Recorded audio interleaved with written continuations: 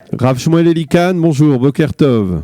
Boker Tov, bonjour. Merci d'être avec nous ce matin sur Studio Kalita pour terminer cette semaine avec un Dvar Torah comme on a l'habitude de le faire lors de ces émissions d'information le vendredi.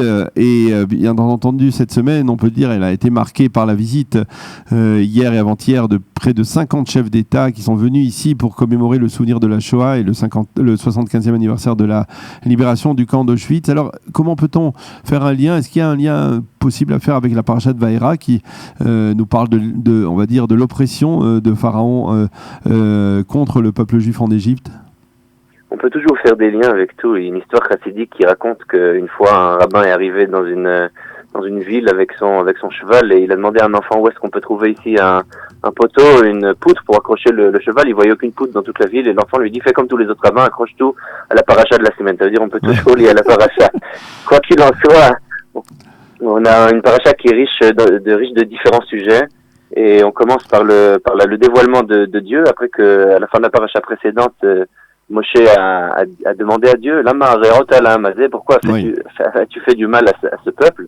Et Dieu se dévoile à lui et lui dit qu'il va faire sortir le peuple juif, il va l'amener en terre d'Israël. Et puis par la suite, on voit encore le reste de ce dénouement, de ce dévoilement. On revoit la famille qui est la famille de Moshe, de qui s'agit-il, les descendants de Rouven et de Shimon, les toladot de la famille de Lévi. Ensuite, Moshe qui va venir avec Aaron devant Pharaon, ils vont transformer le bâton en serpent.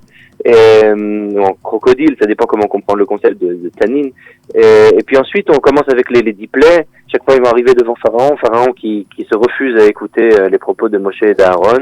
Et on a dans notre paracha 7 des 10 plaies. Le Baal HaTurim nous ramène un moyen mnémotechnique. Vaera, c'est Vav et Aleph, ça fait 6. Oui. Et 1, ça fait 7. Oui. Et on a les 7 premières plaies pour le paracha de Bo. Voilà, exactement, qui font 2 et 1, qui font 10. Comme ça, on a les 10 plaies. Quoi qu'il en soit, au début de notre paracha, on voit quelque chose d'assez étrange. C'est marqué, Dieu adressa la parole à Moshe en disant, je suis l'Éternel. Et c'est vraiment le premier verset. Rashi commence ce verset ainsi, Veidaber Elohim el Moshe, daber ito mishpat, al shiksha ledaber velomar lama reota la'am hazeh. Elohim, le nom Elohim parla à Moshe, il a instruit son procès, il lui a dit, mishpat, daber ito mishpat, il lui a parlé sous forme de din, sous forme de rigueur. Il a instruit son procès. Pourquoi? Pour s'être exprimé en termes durs lorsqu'il lui avait demandé pourquoi tu fais du mal à ce peuple. Et Rashi continue en disant Vayomer ela vani Hashem, et donc digne de confiance. Ve'eman leshalem sachar tov, lamitalchim lefanai. Je récompense à profusion ceux qui marchent devant moi. Et le Rashi continue son commentaire en nous disant ce n'est pas pour rien que je t'ai envoyé, mais pour accomplir les promesses que j'ai faites au premier patriarche. Cette expression « je suis Hachem » lorsqu'il s'agit de sanctionner est interprétée dans beaucoup de textes comme signifiant « on peut me faire confiance pour punir ».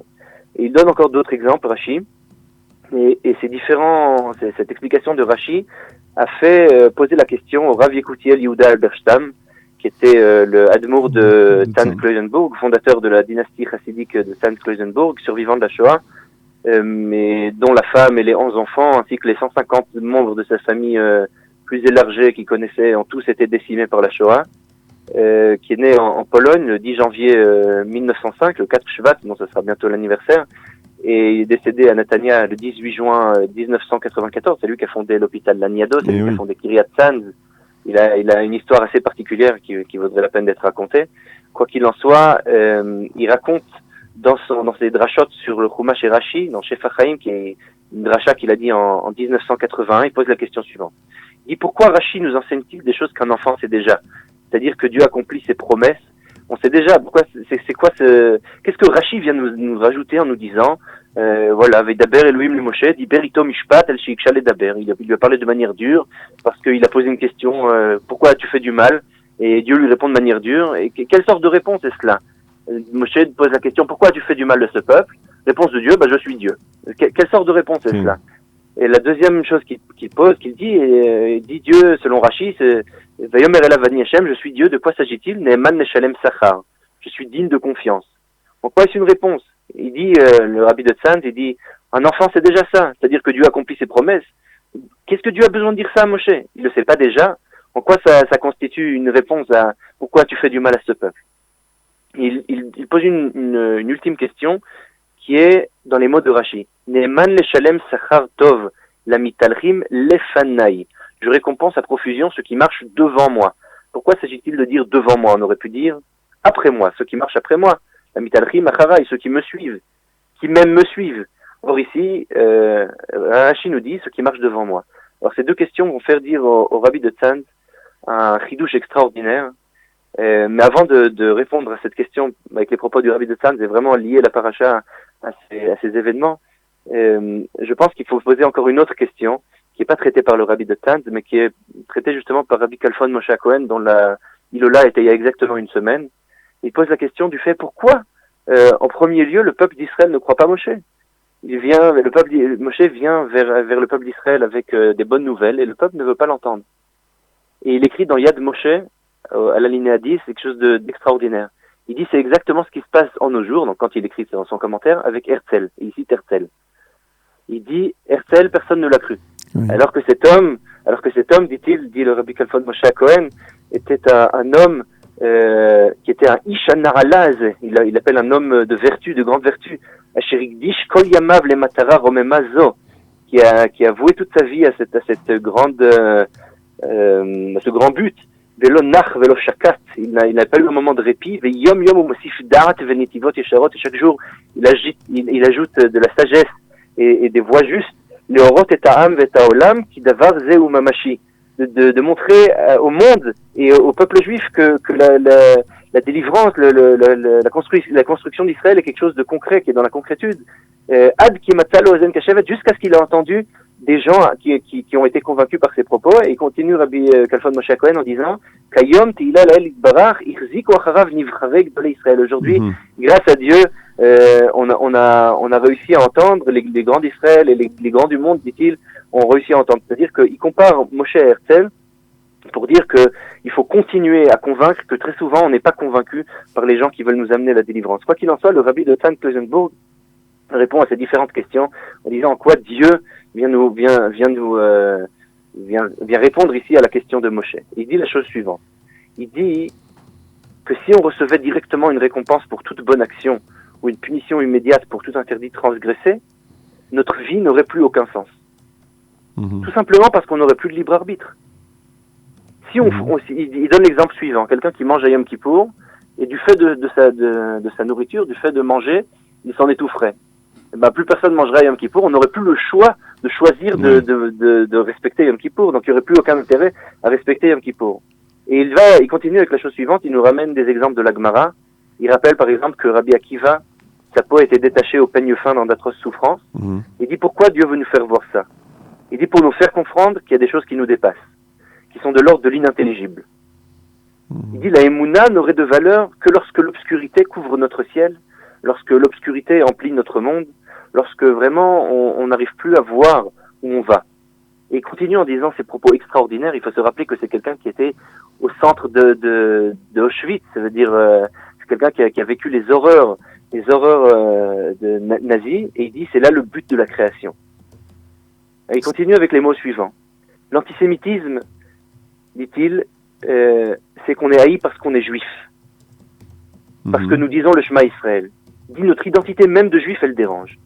On n'a jamais eu de prétention de conquête en exil, et pourtant, dit-il, Hitler et Marshemo Vazichro, vraiment il dit ça dans ses mots, il dit, nous accusait de vouloir prendre l'Allemagne. Il dit, comment peut-on nous imputer de force, de choses qui sont contraires à nos aspirations? Et il répond que de leur point de vue, des antisémites, notre identité les dérange, et de notre point de vue, en tant que juifs, c'est Dieu qui nous met en épreuve. Il y a là une dynamique étrange entre Dieu et les juifs. Plus les juifs croiront en Dieu d'une certaine manière, plus ils en souffriront, dit le Rabbi de Tzand. Mais malgré tout, la délivrance ne peut venir que si on ne lâche pas notre identité, que si on reste juif, que si on s'accroche à qui on est. C'est ainsi qu'il explique les propos de nos sages dans le traité de Sanhedrin 97a, selon lesquels le Mashiach ne viendra que lorsqu'on désespérera de la délivrance. Et selon l'admour de Tzand Kloisenburg, le désespoir duquel on parle ici dans cette Gemara, c'est la réalité même, c'est-à-dire le monde dans lequel on vit, qui ne nous laisse quasiment plus la possibilité d'être juif. C'est de ça qu'il s'agit. Il rappelle ici son expérience à Auschwitz, Et il dit là-bas que chaque jour il priait malgré tout. Il était minutieux sur tous les commandements possibles et imaginables. Il y a eu des témoignages de gens qui étaient avec lui, et qui dans les premières années qui ont survécu, et on a encore d'autres. Lui-même a raconté ça par la suite aussi, que dès qu'il avait une goutte d'eau, il mangeait pas de pain tant qu'il faisait pas Netilat Yadayim. Il y avait des jours où parfois il gardait sa ration de pain jusqu'à ce qu'elle soit complètement sèche, jusqu'à ce qu'il trouve de l'eau. Il allait chercher de l'eau dans des endroits où il y avait de l'eau qui coulait derrière un moteur ou je ne sais quoi, juste pour pouvoir faire Netilat Yadayim. Il disait ne pas vivre en tant que juif, ça vaut pas la peine de vivre. Et c'était une Messirut Nefesh, un sacrifice extraordinaire qu'il a fait, justement c'est une vision du monde et du judaïsme qui est assez extrême, mais à son niveau, c'est comme ça qu'il voit les choses. Et il disait que nous également, nous vivons dans une époque bénie. Et il écrit dans son commentaire qu'il a dit en 1981, il dit aujourd'hui en Israël, même les juifs qui ont perdu leur identité, du fait d'être en Israël, de vivre en Israël, ils vivent d'une certaine manière le judaïsme du fait d'être dans l'État d'Israël. Et ainsi, ils sont remplis de mérite, dit-il. Mmh. Et on peut désormais maintenant comprendre, selon ces propos-là, la réponse de Dieu à Moshe. Comment ? Il dit la chose suivante. Moshe a posé la question du mal qui était provoqué au peuple d'Israël. Et Dieu, dit le Admour de Tzanz, lui rétorquerait de la manière suivante. Tu me vois en tant qu'Elohim, dévoilement de la rigueur, de la loi, du din, du mishpat, comme le dit Rashi. Là, je fais pour ainsi dire du mal. J'agis de manière inintelligible. À tel point, on pourrait même dire qu'il semblera qu'il n'y ait plus d'espoir. Mais justement, à ce moment-là, si on est fidèle à notre identité, dit alors Dieu, je me dévoile en tant que Hachem, en tant que Dieu, en tant que Havaya, c'est-à-dire un Dieu de miséricorde, de Rachamim. Cette miséricorde, c'est quoi ? C'est l'application de la promesse divine à un rapport de confiance. En fait, c'est pas du tout quelque chose qu'un enfant assez jeune, au GAN, pourrait comprendre, comme il pose la question au début. Le fait que Dieu applique sa promesse, qu'il y a un rapport de confiance qui se crée, il y a quelque chose de l'ordre de la miséricorde là-dedans.